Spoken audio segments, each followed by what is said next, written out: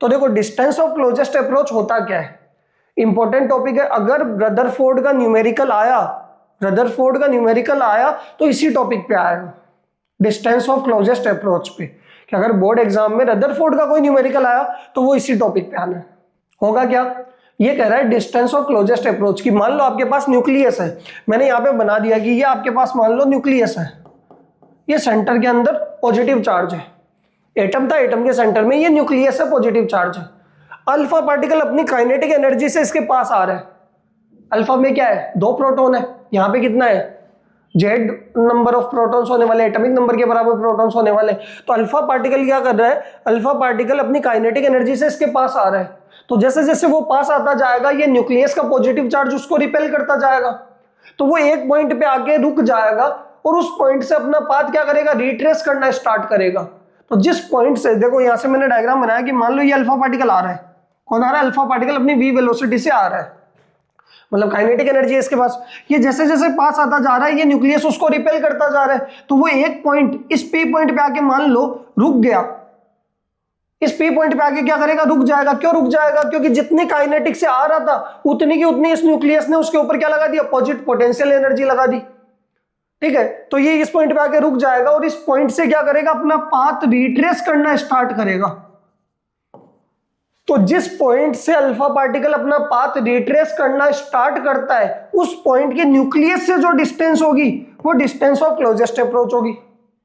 वो क्या होने वाली है, डिस्टेंस ऑफ क्लोजेस्ट अप्रोच। देखो इसको इस तरीके से भी समझा सकते हैं कि मान लो ये आपके पास ऐसे रखा हुआ है, एटम इस तरीके से रखा हुआ है और ये बीच में इसका न्यूक्लियस है। तो देखो अल्फा पार्टिकल आ रहा है, अल्फा पार्टिकल इसके पास आ रहा है और इस पॉइंट से मान लो अल्फा पार्टिकल अपना पाथ क्या कर रहा है, रिट्रेस करना स्टार्ट कर रहा है। तो इस पॉइंट से वापस आएगा, तो इस पॉइंट की न्यूक्लियस से डिस्टेंस देखोगे, इस पॉइंट की न्यूक्लियस से जो डिस्टेंस होने वाली है कि अल्फा पार्टिकल आया, इस पॉइंट से वो क्या करेगा, पाथ वापस रिट्रेस से स्टार्ट करेगा।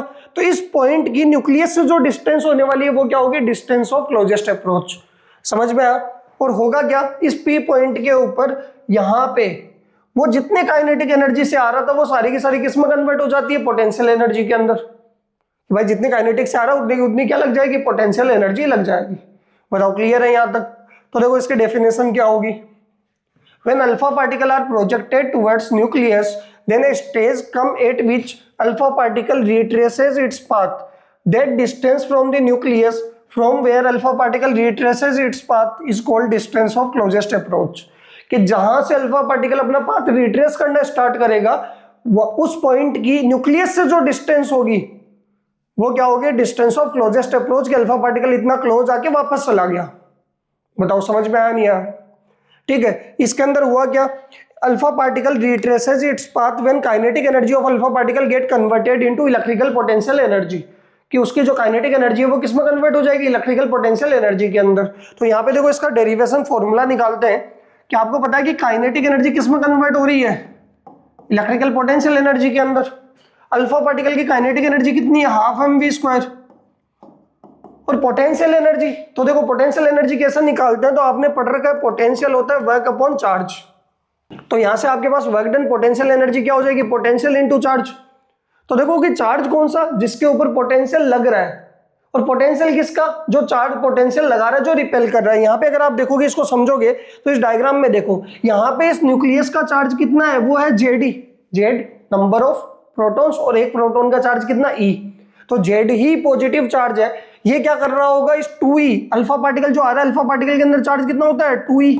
इस 2e को क्या कर रहा है, रिपेल कर रहा है। कि जैसे इस पॉइंट पे अल्फा पार्टिकल 2e चार्ज पहुंचेगा तो इस पॉइंट पे उसकी काइनेटिक एनर्जी पोटेंशियल में कन्वर्ट हो जाएगी। यानी इस पॉइंट पे ये न्यूक्लियस क्या कर रहा होगा, जेडी क्या कर रहा होगा, r0 डिस्टेंस दूर इस पॉइंट पे पोटेंशियल एनर्जी लगा रहा होगा। और वो कैसे निकालेंगे, तो पोटेंशियल एनर्जी होती है पोटेंशियल इनटू चार्ज। तो देखो चार्ज तो कौन सा, 2e अल्फा का चार्ज, और पोटेंशियल कौन लगा रहा है, न्यूक्लियस लगा रहा है। कितनी डिस्टेंस दूर, r0। तो पोटेंशियल का फॉर्मूला होता है k/r। तो k तो कितना होगा, 1/4πε0। q कितना है, ZE, और डिस्टेंस कितनी, r0। कि ZE r0 डिस्टेंस दूर अपना क्या लगा रहा है, पोटेंशियल लगा रहा है। आया समझ में, मल्टीप्लाई बाई अल्फा पार्टिकल का चार्ज। तो ये क्या हो गया, पोटेंशियल एनर्जी। तो यहां से अगर आप देखोगे कि पोटेंशियल एनर्जी होती है पोटेंशियल इनटू चार्ज। पोटेंशियल किसका, न्यूक्लियस का, वो कितना हो गया के क्यू, क्यू कितना है जेडी, डिस्टेंस कितनी आर नोट, और मल्टीप्लाई बाई चार्ज कौन सा होगा जिस पे लग रहा है कितना अल्फा 2e। बताओ क्लियर है यहां तक? हमें वैल्यू किसकी निकालनी है? आर नोट की। तो यहां से आर नोट को इधर ले जाओगे तो आपके पास आर नोट इक्वल टू आ जाएगा 1/4 pi epsilon note Z E into 2e upon में हाफ mv²। बताओ क्लियर है? अगर मान लो आपको डायरेक्ट काइनेटिक एनर्जी ही गिवन आ जाए तो आप इसको ऐसे भी लिख सकते हो 1/4 पाई एप्सिलॉन नोट 2ze का स्क्वायर अपॉन में के, ये डिस्टेंस ऑफ क्लोजेस्ट अप्रोच। और इसी फॉर्मूले पे आपका न्यूमेरिकल आने वाला है। न्यूमेरिकल कैसे सोल्व करोगे तो देखना, आपको 1/4 पाई एप्सिलॉन नोट की वैल्यू फिक्स पता है कितनी, कि आपके पास आर नोट जब निकालना है तो 9 × 10⁹, ये तो इसकी वैल्यू हो जाएगी। यहां से देखोगे 2 जेड एटॉमिक नंबर आपको गिवन आएगा, जेड यहां पे क्या है एटॉमिक नंबर, तो एटॉमिक नंबर आपको गिवन आएगा, एटॉमिक नंबर हो गया। ई क्या है 2z, ई क्या है charge of electron, charge of electron कितना हो गया 1.6 × 10⁻⁻19 का होल स्क्वायर, ये होने वाला है। और नीचे क्या आएगा डिवाइड में के, काइनेटिक एनर्जी, काइनेटिक एनर्जी आपको गिवन आएगी। मान लो आपको गोल्ड की बात कर रहा है, किसकी, गोल्ड फॉइल की बात कर रहे हैं, तो गोल्ड का जेड कितना होगा 79, ठीक है। और यहाँ पे एनर्जी जो होगी, मान लो मैंने कहा कि एनर्जी जो काइनेटिक एनर्जी दे रखी है अल्फा पार्टिकल की, वो दे रखी है 5.4 eV, तो भाई जेड की वैल्यू पुट कर दो यहाँ पे पुट कर दो, एक ही बात है। और काइनेटिक एनर्जी की वैल्यू पुट कर दो, बट काइनेटिक एनर्जी किस में होनी चाहिए, जूल में। अगर आप ईवी लिखोगे तो यहाँ पे ईवी में लिखोगे तो नीचे भी एक ई है और ऊपर भी ई था, दोनों क्या हो जाएंगे, कैंसिल आउट हो जाएंगे। इसका एक न्यूमेरिकल की हम बात करेंगे, बट आपके पास ये फॉर्मूला होता है कि काइनेटिक एनर्जी किस में कन्वर्ट हो जाती है, पोटेंशियल एनर्जी के अंदर। जिस पॉइंट पे वो आके रुकता है और वहां से पाथ क्या करेगा, रिट्रेस करना स्टार्ट करेगा, यानी इतना क्लोज आके काइनेटिक पोटेंशियल में कन्वर्ट हो जाएगी। बताओ क्लियर है? अगला टॉपिक हमारे पास आता है इंपैक्ट पैरामीटर, ये भी इंपॉर्टेंट है, इसकी भी डेफिनेशन कई बार पूछी गई है।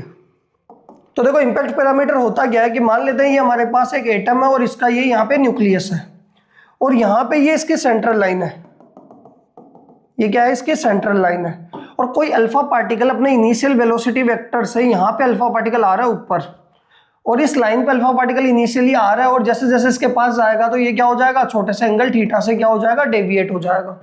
तो जिस लाइन पे अल्फा पार्टिकल जा रहा है उस लाइन की सेंट्रल लाइन से परपेंडिकुलर डिस्टेंस, या जिस लाइन पे अल्फा पार्टिकल जा रहा है उस लाइन और सेंट्रल लाइन के बीच की परपेंडिकुलर जो डिस्टेंस होगी, इसको हम क्या बोलेंगे, इंपैक्ट पैरामीटर बी।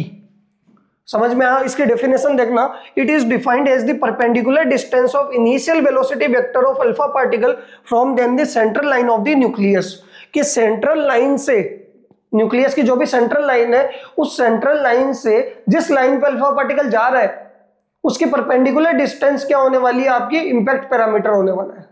और इसका डायरेक्ट हमें फॉर्मूला याद रखना है, और इसका फॉर्मूला क्या होगा, B इक्वल्स टू, तो आपने जो डिस्टेंस ऑफ क्लोजेस्ट अप्रोच का फॉर्मूला निकाला था सेम फॉर्मूला लिखना है यही, बस थोड़ा सा इसके अंदर चेंजेस होगा। और वो क्या चेंज होगा, सबसे पहले 1/4 पाई एप्सिलॉन नोट ZE का स्क्वायर और kinetic energy as it is लिखेंगे। यानी क्या लिखने वाला हूं, देखो 1/4 पाई एप्सिलॉन नोट मल्टीप्लाई के अंदर ZE स्क्वायर अपॉन में काइनेटिक एनर्जी, इतना तो लिख दिया। बचा क्या, उस फॉर्मूले में सिर्फ 2 की वैल्यू बची है, बाकी एज इट इज है।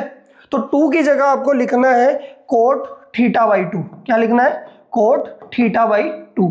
और ये थीटा क्या है, कितने एंगल से क्या हुआ है, अल्फा पार्टिकल डिफ्लेक्ट हो गया है। ये आपके पास इंपैक्ट पैरामीटर, डायरेक्ट डेफिनेशन भी आ सकती है, क्लोजेस्ट अप्रोच की भी आ सकती है, डिस्टेंस ऑफ क्लोजेस्ट अप्रोच की, और इंपैक्ट पैरामीटर की भी, ठीक है। और अगर न्यूमेरिकल आएगा तो वो किस पे आएगा, इस फॉर्मूले पे। अगर कई बार इस पे भी थीटा देके वो आपको इस पे भी न्यूमेरिकल पूछ सकते हैं। बताओ क्लियर है यहाँ तक?